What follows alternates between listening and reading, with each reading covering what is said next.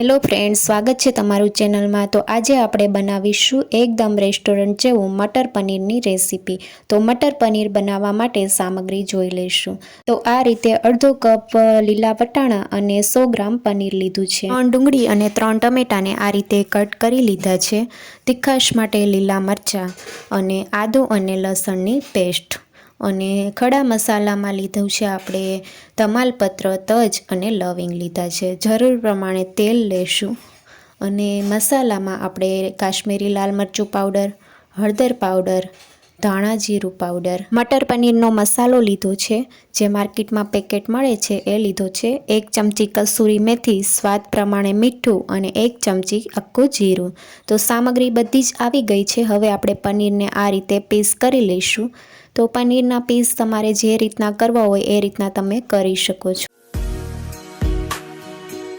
તો હવે આપણે પનીરને સાતળી લઈશું। તો એક પેનમાં 2 ચમચી તેલ ઉમેર્યું છે, સાથે પનીરના જે પીસ કર્યા છે તે ઉમેરશું અને પનીરનો કલર ચેન્જ થાય ત્યાં સુધી આપણે બંને સાઈડથી આ રીતે પલટાવીને શેકી લઈશું। પનીરને તમે આ રીતે સાતળીને પણ લઈ શકો અને સાતળ્યા વગર જો શાકમાં તમારે મિક્સ કરવું હોય તો એમનેમ પણ તમે મિક્સ કરી શકો છો। તો આ રીતે બંને સાઈડથી ગોલ્ડન બ્રાઉન કલર થાય ત્યાં સુધી આપણે સાઈડ ચેન્જ કરીને કૂક કરી લઈશું।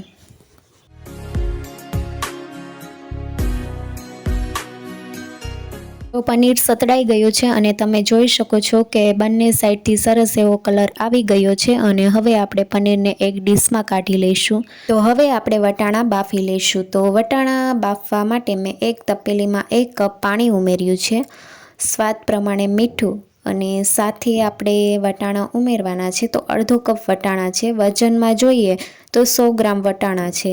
વટાણા આપણે લીલા જ લેવાના છે। શિયાળાની સિઝનની લીધે આ રીતે લીલા વટાણા મળી રહે છે અને થોડી જ વારમાં એટલે કે 4 થી 5 મિનિટમાં વટાણા સરસ એવા બફાઈ ગયા છે।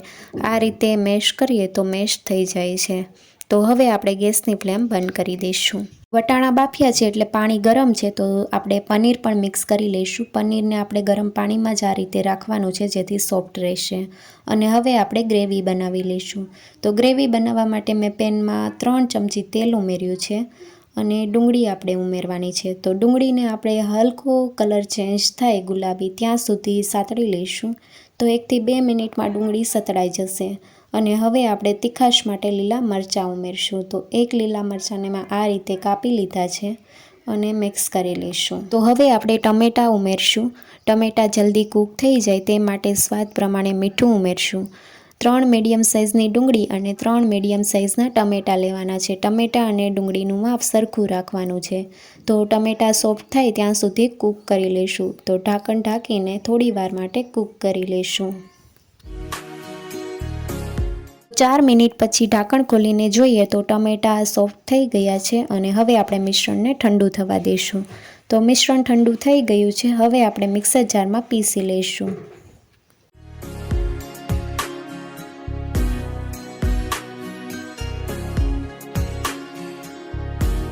તો આ રીતે મેં મિક્સરમાં પીસી લીધું છે અને એકદમ સ્મૂથ ગ્રેવી તૈયાર થઈ છે। હવે આપણે વઘાર કરીશું।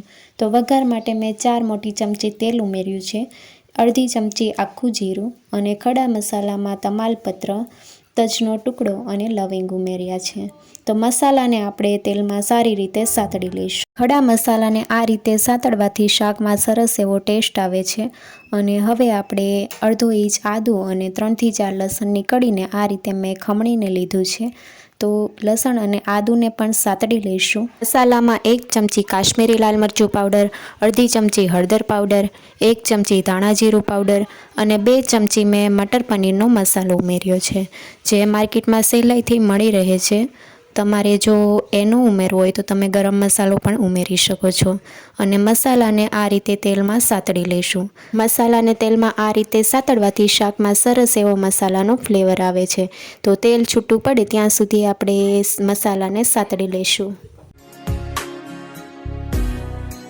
તો તમે જોઈ શકો છો કે આ રીતે મસાલા સાતળી લીધા છે અને તેલ પણ છૂટું પડી ગયું છે.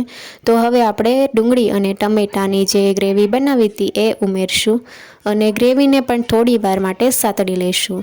તો ગ્રેવી અત્યારે ઠીક છે, તો ગ્રેવીને પતલી કરવા માટે મેં અડધો કપ પાણી ઉમેર્યું છે અને હવે ગ્રેવીમાં આપણે મિક્સ કરી લઈશું. તો ગ્રેવીને આપણે થોડી વાર માટે કૂક કરી લઈશું, તેલ છૂટું પડે ત્યાં સુધી ઢાંકણ ઢાંકીને કૂક કરી લઈએ. ઢાંકણ ખોલીને જોઈએ તો ગ્રેવીમાંથી આ રીતે તેલ છૂટું પડવા લાગ્યું છે. તો હવે જે પાણીમાં આપણે મટર અને પનીર રાખ્યું છે એ આ રીતે ડીશમાં મેં કાઢી લીધું છે અને હવે આપણે ગ્રેવીમાં મિક્સ કરી લઈશું. પનીરને આપણે પાણી સહિત નથી ઉમેરવાનું, આ રીતે અલગ કાઢીને પછી ગ્રેવીમાં ઉમેરશું અને પનીર ઉમેર્યા બાદ આપણે 1 થી 2 મિનિટ માટે ગ્રેવીમાં સરસ એવું મિક્સ કરી લઈશું, જેથી ગ્રેવીનો ફ્લેવર પનીરમાં આવી જશે. અને હવે આપણે 1 ચમચી કસૂરી મેથી આ રીતે મેં શેકીને પાવડર કરી લીધો છે, તો તે ઉમેરશું. પનીર ઉમેર્યા બાદ આપણે બહુ વધારે કૂક નથી કરવાનું, 1 થી 2 મિનિટ માટે જ કૂક કરવાનું છે, નહીં તો પનીર ચવડ થઈ જશે. તો તમે જોઈ શકો છો કે આ રીતે તેલ છૂટું પડવા લાગ્યું છે શાકમાંથી અને હવે આપણે કોથમીરના પાન ઉમેરશું અને ગેસની ફ્લેમ બંધ કરી દઈશું. તો તમે જોઈ શકો છો કે એકદમ રેસ્ટોરન્ટ જેવું મટર પનીર તૈયાર છે. તો હવે આપણે પ્લેટિંગ કરીશું. તો આ રીતે ગરમા ગરમ મટર પનીરને આપણે એક પ્લેટમાં સર્વ કરીશું. મટર પનીરને તમે રોટલી, નાન કે પછી પરોઠા સાથે સર્વ કરી શકો છો. મટર પનીરની રેસીપી તમને કેવી લાગી જરૂરથી કમેન્ટમાં જણાવજો અને નવી રેસીપી જોવા માટે ચેનલને લાઇક, શેર અને સબસ્ક્રાઈબ કરો. Thank you for watching.